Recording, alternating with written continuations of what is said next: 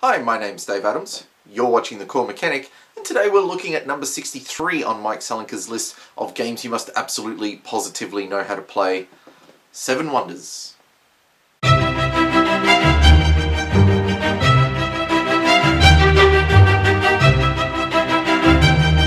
Hi, my name's Dave Adams, and I love playing games. At the 2015 PAX convention, one of my favourite game designers, Mike Selinker, presented his list of top 100 games you must absolutely, positively know how to play.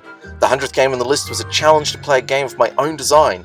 With a desire to understand more about the hobby that I love so much, I've taken on that challenge to design a game. But first, I need to learn as much as I can about game design. I'm going to start by playing as many of the games on Mike's list as possible. Join me as I learn more about the core mechanic. 7 Wonders was designed by one of my personal favourite game designers, Antoine Bauza. He created such games as Hanabi, which was a Spiel des Jahres winner, Tekken, which is just one of the best gateway games I know, Terra Meeple City, or Rampage as it was originally known, and of course, one of my personal favourite games, Ghost Stories. I honestly don't know how many times I've played that game. Not won a single one yet. 7 Wonders was released in 2010 by Repos Production. It's a civilization building game that uses a card drafting mechanic. It plays between 2 to 7 players, though I would highly recommend that you don't play it with 2 players. 3 is acceptable. Personally, I prefer the 4 to 5 player mark. It plays in around 30 minutes. So let's have a brief look at how to play the game. The game's going to be played over 3 separate ages, with each age building on and developing from the previous age. Each player will receive a player board, which will be double-sided, and will have on it one of the wonders of the ancient world for you to construct throughout the game. Side B will be harder than Side A, but will have greater rewards. Each turn will start with players receiving 7 random cards from the current age that they're working on. And those cards will be color-coded based on what they produce or what field of research they contribute to. As you play cards, each card will produce either a resource, victory points, or a field of research that will contribute to points at the end. To play a card, you must pay the cost that's in the top left-hand corner of the card. As you play cards, you'll play them around to the player board. Doing this is called building a structure. Each structure will have different abilities, or sometimes they'll just produce resources which you can use for purchasing other cards later in the game. Some of the cards you use may actually just contribute to fields of research that will be useful for strategy later in the game. If you can't build a structure at this time, you can always use a card to contribute to building part of your wonder, or alternatively you can discard it for 3 coins.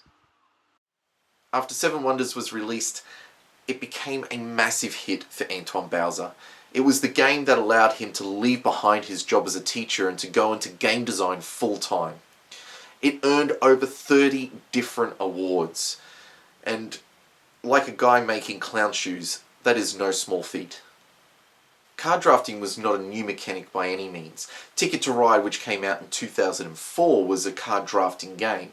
For it to be card drafting, you need to be able to take more than one card and choose between those cards which one you're going to use for the purposes of achieving victory within the game. The way Bauza uses the card drafting mechanism here does a lot of things to the state of play. Of course, the big one that we always talk about is downtime. With each player taking their turn simultaneously, there is no downtime. Everybody is engaged in their cards. They're playing from their hand as each other player is doing the same thing.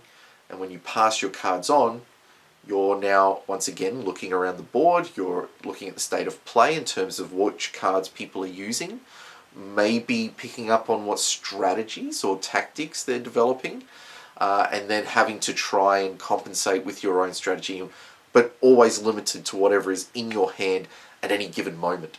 What it means in terms of information is that you're provided as a player with very limited information at the start of the round. When you first look at your hand, you can see only those cards, and you know that those 7 cards will come into play in some fashion or some form throughout the round. As the round progresses and the cards move around the table, you're forced to make decisions. Do I focus on this strategy, uncertain as to whether other people will choose the cards that I need, or even if those cards will come out?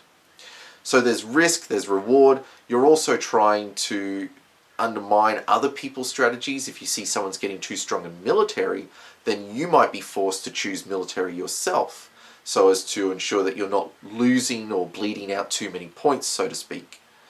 So there's lots of considering what other players are playing, which cards are available, which cards will be going into the mix.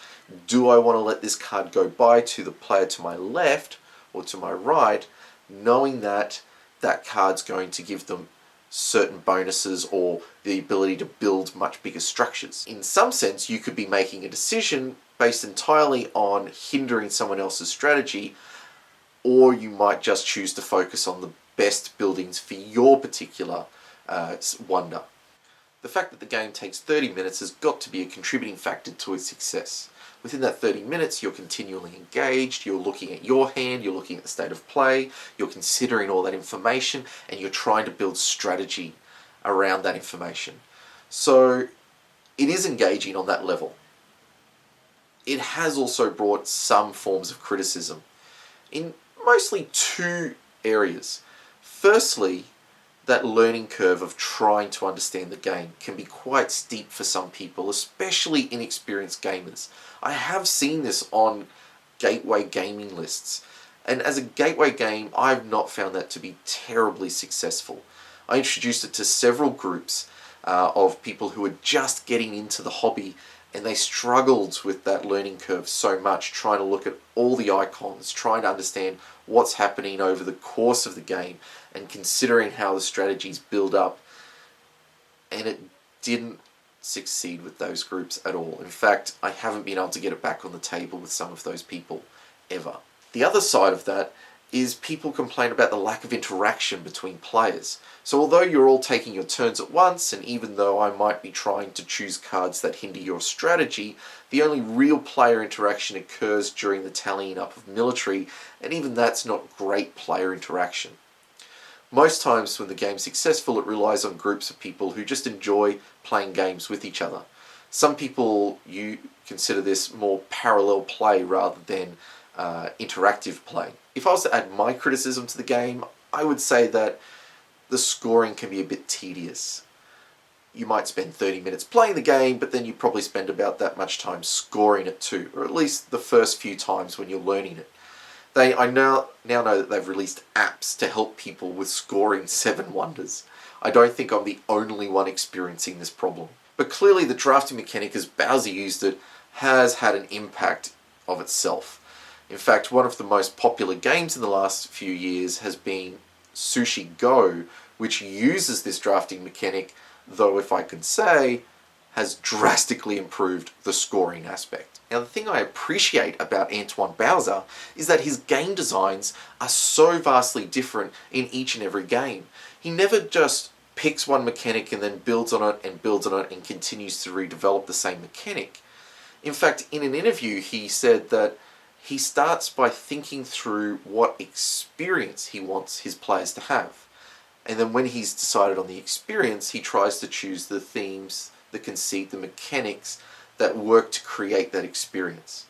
And so in this game, in 7 Wonders, he's trying to create an experience of civilization building.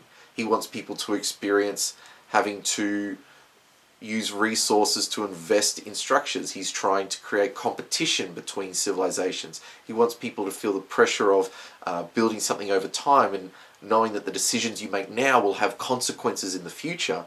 And I think that was highly successful in his gameplay. The fact that he was able to consider the experience and translate it through the use of mechanics and theme to create that experience for others is just a wonderful element or a wonderful aspect of his design. And it doesn't just mean wanting your players to have fun. Every game designer wants their players to enjoy their game. However, for Antoine, it's thinking through the full experience. How do I want people to wrestle with the game? How do I want them to engage with the game? Now, I can do tower defense, and people can have fun with that and enjoy it, and they can feel the tension and the pressure. And although I might then go to another game which uses, say, drafting or deck building or area control, I can still enjoy those games, but the experience will be different. The mechanics are different. The way I enjoy the game will be different. And so for Antoine, that whole concept of the experience becomes all part of the game design and becomes part of the inspiration for the mechanics. So for him, he's never been restricted in which mechanic he wants to use. He's choosing, making those decisions on the basis of what he wants the player to go through when they play the game.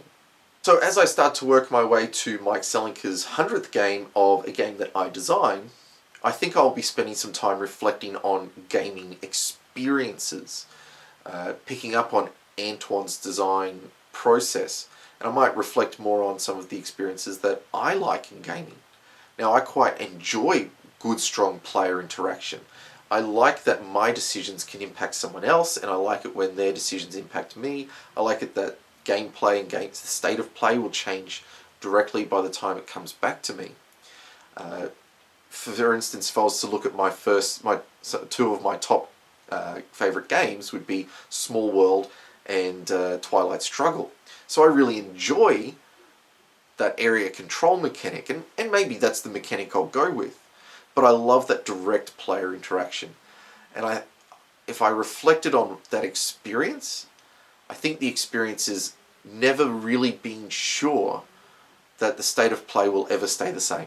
That with each turn, with each player, with each action, I'm constantly going to be challenged to build momentum, to make decisions, to have to really think tactically and hopefully get a strategy up and running. Of course, we'd love to hear your thoughts. What makes a great gaming experience for you? Thanks for watching.